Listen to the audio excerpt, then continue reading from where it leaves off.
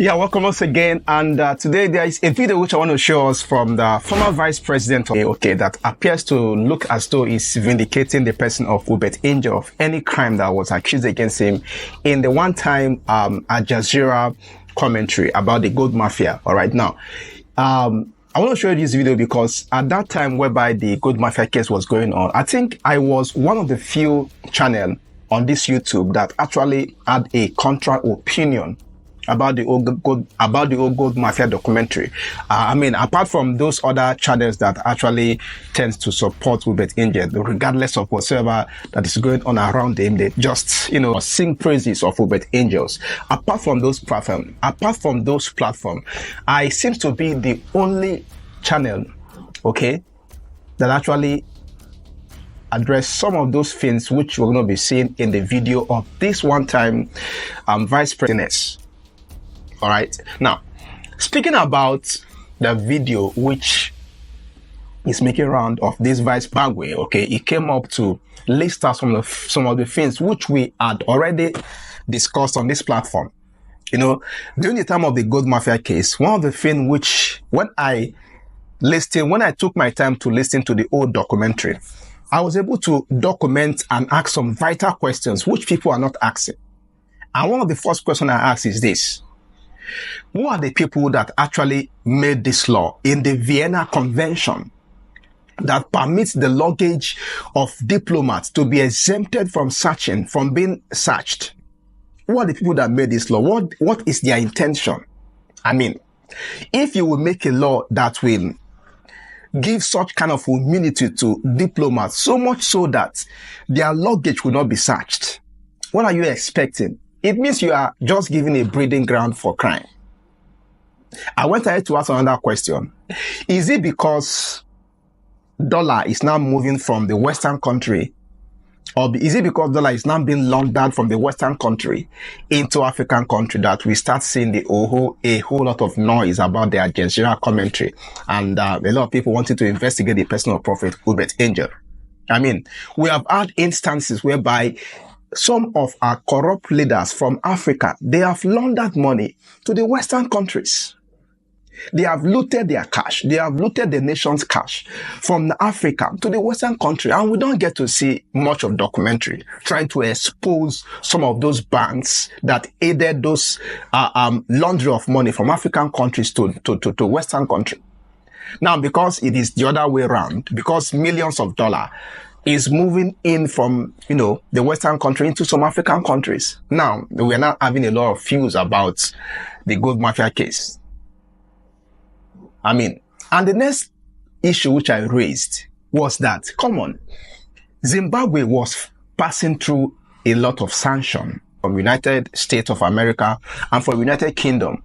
But here we have a president that has been elected, whether illegally or legally.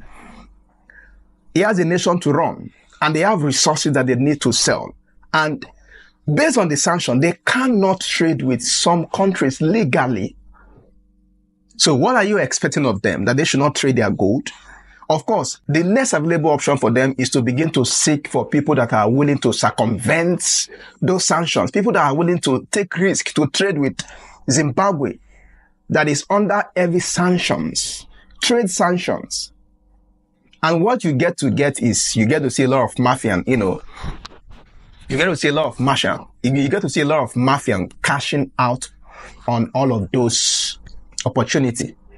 We would like to finally make a comment on the trending documentary that is made by Al Jazeera concerning what they are calling the gold mafia, in which Zimbabwe is mentioned. We take great exception to this piece and to this documentary or documentaries.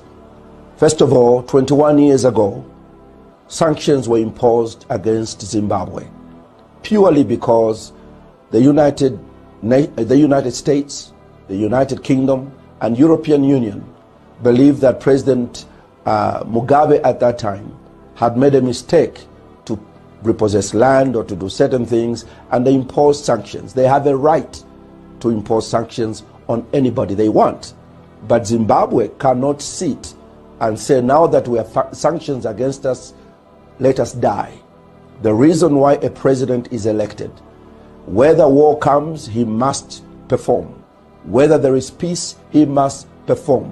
Whether there are sanctions, he must perform. Whether there are no sanctions, he must make sure the economy is performing. That is the responsibility of the president of Zimbabwe. And I think that the issue of dealing with our natural resources remains our responsibility as Africans. We can decide to do with our resources as we wish, as long as we are serving the interest of our people. We therefore disagree with the spirit behind these documentaries, and we do not think they're in good faith. We don't see anything in those documentaries that make whether President of Zimbabwe or Prophet Angel, Uebert Angel, that makes them be people that have broken the law of the land. We think that what we have watched is an attempt to mudsling individuals and to destroy their names and their reputations. And it's unfortunate.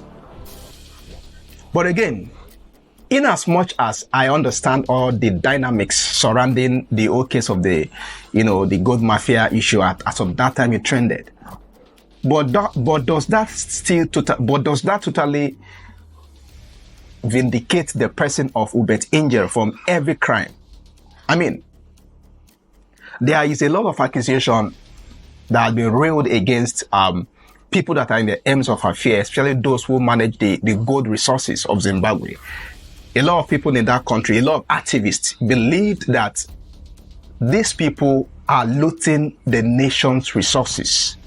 As a matter of fact, in that Good Al Jazeera documentary, okay, you will discover that from the documentary, you could actually understand the operations of how gold runs in that country.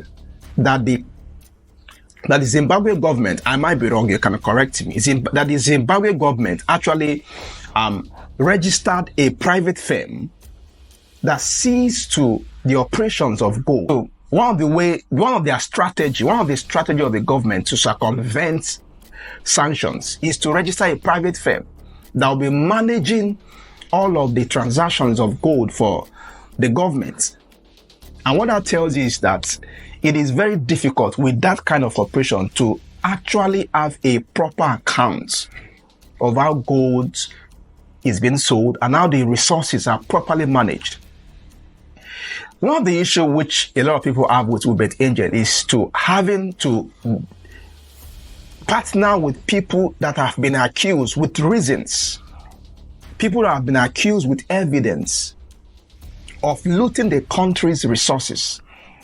Apart from the fact that we're looking at it from the dynamics of, him being a salesman for the country and all of those things. But the question still remains is this: why should a prophet be found in a company of people that has been accused with reasonable facts? I mean, the person that runs the gold, I don't know about now, but as of them, the person that runs the affairs of the gold movement was the niece of the president of Zimbabwe. That has been accused of several times smuggling the nation's resources out of the country, selling them illegally. And these are the kind of persons that the person of Uebert Angel was dealing with. And of course, most of his deals were done because of the commissions which he was going to be getting, because of the commission he is getting from the trade. So because of the commission, he is now ready to, soil his hand in a lot of things that are not dignified. The government you are working with, the people you are working with, and the kind of practices which involve the selling and the shipment of these resources, they are not totally transparent. And so when the likes of, Abel Damina, Apostle Arome Osayi comes up to say this man, is caught up in a gold smuggling scheme, it is far beyond just what is explained to defend the person of Uebert Angel by the ex-Vice President of Zambia. We are also looking at the general conduct of a perceived prophet. I mean, he himself said that if you get to see him where he negotiates his deal, you will wonder, is this truly a prophet or the cash? I mean, we saw very well that he was even ready to charge some people in order for them to meet with the president. Though I may not have total issue with that, but for you to see a prophet willing to do those kind of things in a secular world, you now begin to wonder, what kind of, is it the kind of standard a prophet should set? I don't really want to know what you think concerning this video.